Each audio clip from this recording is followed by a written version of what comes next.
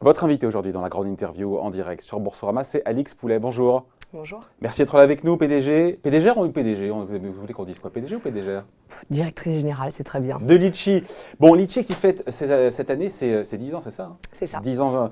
L'histoire, elle est loin d'être terminée pour Litchi. Non, loin d'être terminée, effectivement. Société qui a des reins solides, 10 ans d'histoire, mais qui il y a un nouveau cap à franchir. Qui continue à avoir une hyper-croissance de start-up. On est sur une croissance à 30% aujourd'hui. Alors, les chiffres, alors, ça y est. Ah, c'est vous qui lancez le débat sur les chiffres. Il ne fallait pas faire ça. Non, parce que sur les chiffres, non, alors, 30%. Moi, j'ai noté qu'en argent collecté, 1,1 milliard d'euros de collecté en 2017 sur Litchi, c'est ça, 1,1 milliard. 2,2 milliards en 2018. Ça, c'est les chiffres du groupe. Alors, Litchi, ça comprend deux entités. Donc, Litchi, qui est le leader en Europe de la cagnotte en ligne, qui est un service qui permet à chacun de collecter un maximum d'argent pour un projet qui lui tient à cœur. Ouais. Et sauf si on a vécu dans un bunker, a priori, ça, les gens le savent. Et puis, au sein du groupe Litchi, il y a MangoPay, qui est une solution de paiement pour les marketplaces, les sites de crowdfunding. Et donc, Litchi est client de MangoPay. C'est notre prestataire de paiement. Donc ça, les chiffres que vous avez évoqués là sont les chiffres du groupe.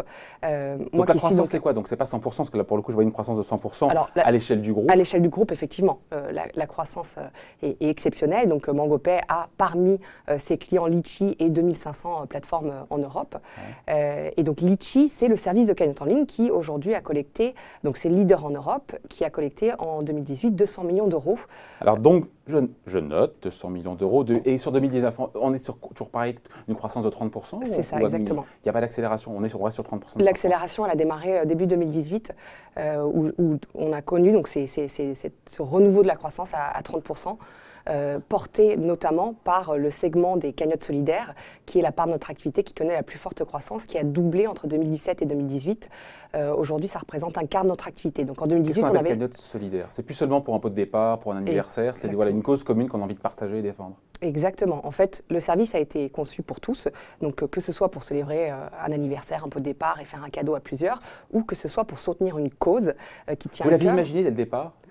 C'est les poids utilisateurs. Que prendraient ces cagnottes solidaires par rapport au traditionnel pot de départ On est nous-mêmes étonnés et touchés par la générosité de nos utilisateurs. Ça n'avait pas été pensé tel quel au départ, mais en fait, on a vu le tournant au moment des attentats de Paris, 2015, où les gens, en 2015, les gens se sont mobilisés pour venir en soutien aux familles des victimes. Et depuis, on a connu de plus en plus de cagnottes qui ont atteint quelques centaines, quelques dizaines, quelques centaines de milliers d'euros. Et aujourd'hui, on a des cagnottes qui ont franchi le million. Alors le million, c'est pour, j'ai lu, voilà, c'est la plus connue de toutes, c'est la cagnotte en faveur des grévistes de la SNCF. C'était la première, effectivement, au printemps dernier. 1,2 million d'euros. Exactement, presque 1,3 million d'euros pour les cheminots grévistes. Ouais. Et puis plus récemment, en début d'année, la cagnotte qui a été créée en soutien des forces de l'ordre qui sont intervenues dans le cadre C'est vous qui lancez un autre sujet. On va en parler aussi. Non, mais il y a plein de trucs à raconter. Juste sur la stratégie, ce qui est intéressant, c'est que Litchi, et c'est vrai, Alix Poulet, a simplifié la vie des gens qui voulaient collecter de l'argent pour un événement. Est-ce qu'on peut imaginer que dans le futur immédiat, ou un peu plus loin, on va dire, il y a d'autres services aussi innovants que celui-là, ou est-ce que ça restera le cœur? Je pense qu'on est monomaniaque de ce service-là. C'est d'offrir le service le plus performant et le moins cher possible à nos utilisateurs. Faire en sorte qu'ils collectent le plus d'argent pour le projet qui leur tient à cœur. Et encore une fois, quel que soit le projet, on est attaché à cette valeur d'universalité, que ce soit pour un usage privé, que ce soit pour financer un traitement médical qui est onéreux, que ce soit pour venir en aide à une famille qui est endettée ou endeuillée, quel que soit le sujet. Donc je pense que vraiment, on est attaché à offrir le service le plus simple possible.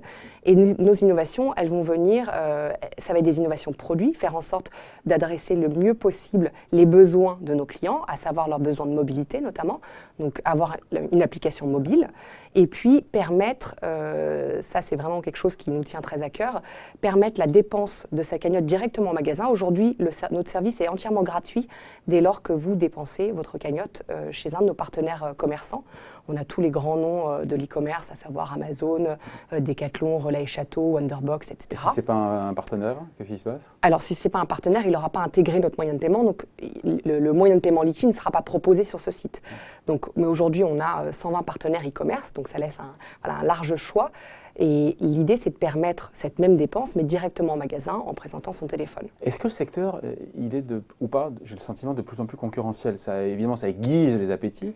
On a quoi? Alors je ne connaissais pas, Pot commun, Facebook s'y est mis aussi. Vous êtes prêts face à cette concurrence qui va venir chercher à vous tailler des croupières, manger de la laine sur le dos, comme on dit?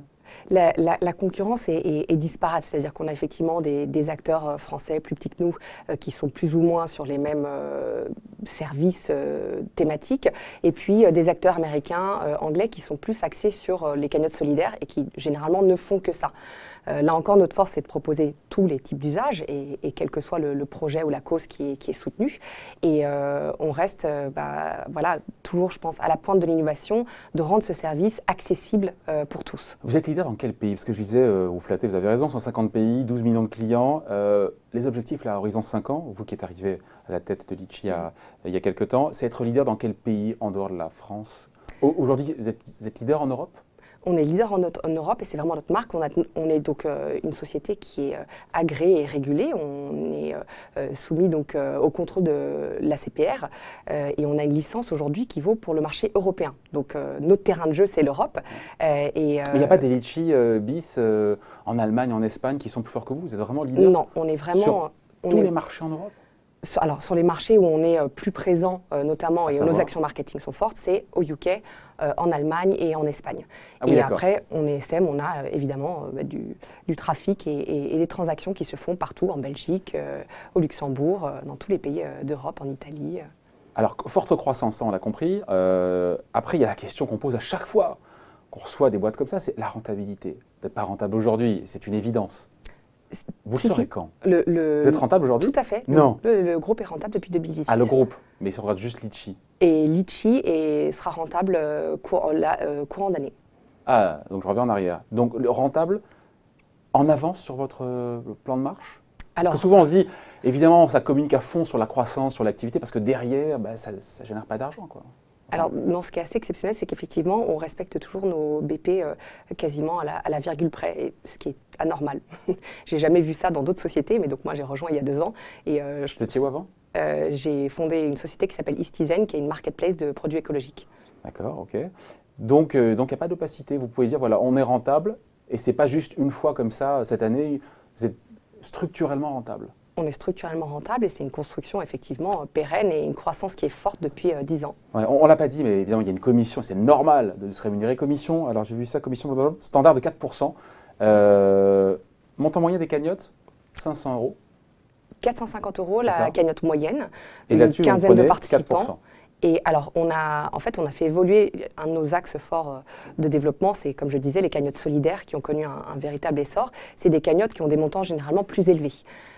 Et donc, on a adapté notre tarification pour servir au mieux ces créateurs de cagnottes solidaires.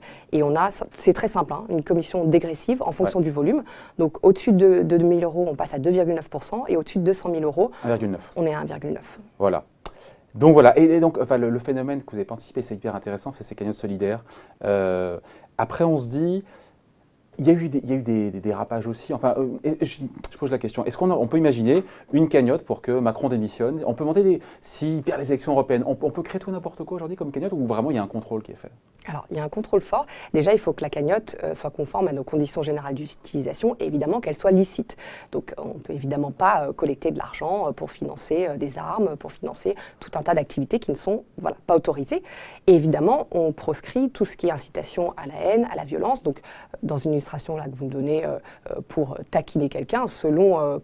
il y a eu ça, il y a eu cette cagnotte qui a cherché à être lancée, ou qui s'est lancée, je ne sais plus, contre Marlène Schiappa, pour qu'elle se taise. C'était en début d'année. Tout à fait. Vous l'avez fermée?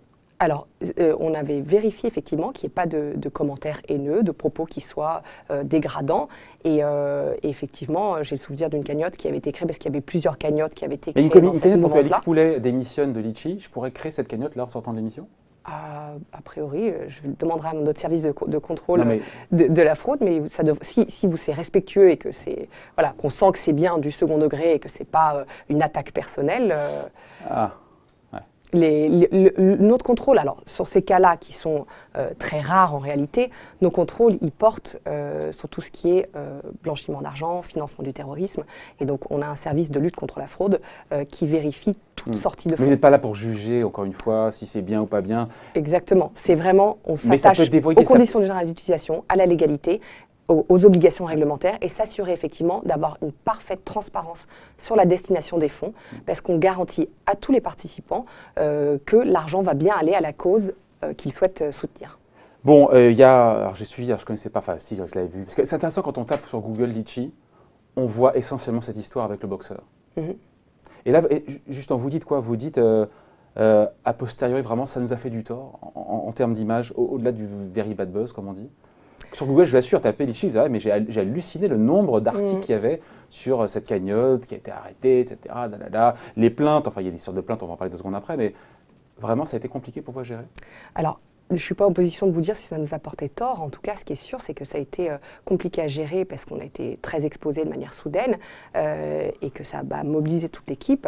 Après, je pense que les gens ont pu voir à quel point on était attaché justement à faire en sorte que les contrôles soient absolument transparents, donner toutes les informations sur le bénéficiaire, la destination des fonds, le déroulé. La ligne de crête n'est pas facile entre...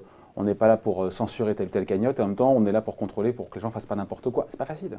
On est là pour s'assurer que les participants qui ont donné mandat au créateur de la cagnotte pour verser de l'argent à un bénéficiaire défini soient respectés dans leur choix et que les fonds aillent bien aux bénéficiaires légitimes dans le respect de la loi. Donc il n'y a pas de jugement de valeur, c'est simplement, et c'est la raison pour laquelle dans le cadre de la cagnotte créée pour soutenir Christophe Détinger, on a saisi le juge des référés du tribunal d'instance de Il y a 2 procédures qui seront examinées en juin. 2 procédures, exactement. L'une émanant de votre point de vue et de l'autre du couple Détinger. Voilà, pour demander au juge des référés simplement de trancher, de nous dire à qui doivent être mis les fonds. Qu'est-ce qu'on fait des 130 000 €, c'est ça? Exactement. Bon, et vous craignez que, enfin vous redoutez, ou c'est la justice, qu'elle vous contraigne voilà, pour le coup, à reverser les sommes collectées dans le cadre voilà, de cette cagnotte de soutien aux boxeurs? Absolument aucune crainte. Cet argent n'est pas le nôtre, c'est celui des participants, puis celui du bénéficiaire. Nous, on est simplement le service, l'intermédiaire, pour s'assurer qu'aucun des participants ne soit lésé. Ils ont demandé à ce que les fonds, et ils ont participé pour que les fonds, initialement, ce qui était indiqué sur la cagnotte, soient reversés à Christophe Détinger pour lui permettre de payer ses frais d'avocat. Et en cours de route, le bénéficiaire et la destination des fonds ont été modifiés. Donc on veut s'assurer que les participants sont bien d'accord avec l'objet initial. L'objet initial, tout de à cette fait. cagnotte. 40 plaintes déposées donc, contre Litchi pour abus de confiance dans cette affaire donc, de la cagnotte pour Détinger. Vous êtes sereine dans le cadre de cette procédure qui est en cours? Oui, tout à fait. Encore une fois, on s'en remet vraiment entre les mains du juge et quoi qu'il en soit, on orientera les fonds selon la destination qui nous est indiquée. Qu'est-ce qui a changé depuis, encore une fois, cette affaire Détinger, dans le process de contrôle pour éviter que ce type d'affaire ne vous pollue plus, quoi? Ou rien n'a changé finalement? Il faut mettre plus de garde-fous, Les process étaient déjà en place. Je pense que c'est plus l'exposition médiatique à laquelle nous, on n'était pas encore habitués, formés. Mais pour ce qui est des contrôles, on a toujours effectué de la même manière. Et on a des outils, des algorithmes propriétaires qui nous permettent de détecter automatiquement des cagnottes qui sont suspectes et ensuite de faire des contrôles manuels, contacter les créateurs Exemple de de cagnottes cagnottes. suspectes que vous avez supprimées ou arrêtées récemment, pour qu'on voit. Il peut y avoir, par exemple, une cagnotte qui est créée par un contributeur et avec un seul participant unique. Il est clairement indiqué dans conditions générales d'utilisation que la cagnotte est un service pour collecter de l'argent à plusieurs. Bon, donc on va fermer. Non, mais ça, c'est un cas habituel. Non, mais un cas litigieux tangent, on se dit effectivement... ça peut faire du mal à quelqu'un ou nuire à la réputation Alors, ce qu'il y a, c'est qu'on a régulièrement des cas qui sont transmis ensuite à Tracfin. On a une obligation donc, de faire une déclaration de soupçon. Donc, ces éléments-là, on ne peut absolument pas communiquer dessus. Mais moi, je pensais à l'impact réputationnel d'une personne parce qu'une cagnotte qui est faite contre elle ou contre ses intérêts. Voilà. Non, on n'a pas de cas de ce type-là. En réalité, on a vraiment très peu de cas litigieux. Et encore une fois, on parle que des trains qui arrivent en retard, c'est ça en fait. Hein. C'est vraiment des cas, c'est des cas qui sont très complexes à trouver. Et on travaille donc notamment avec Tracfin pour remonter ce type de cagnotte suspecte. Mais les cas sont vraiment minimes. Donc, si je comprends bien, Alix Poulet arrive à la tête de Litchi, une boîte qui est en super croissance. à 2 chiffres, 30%, boîte qui est rentable. Elle est belle la vie, non? Oui, plutôt. Hein. Bon, le propriétaire de tout ça, il faut l'expliquer, c'est Crédit Mutuel Arkea. Là, on se dit, vous avez vocation à 100%, je crois, à rester dans le giron d'Arkea, ou est-ce que, puisqu'on est sur Boursorama, une introduction en bourse, c'est quelque chose qui pourrait un jour être imaginé, ou vous avez vocation à rester dans le giron d'Arkea?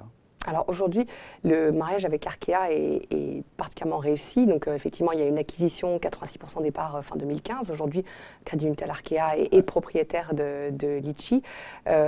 Aujourd'hui, c'est une situation qui est, je pense, très heureuse pour les deux parties dans ce mariage.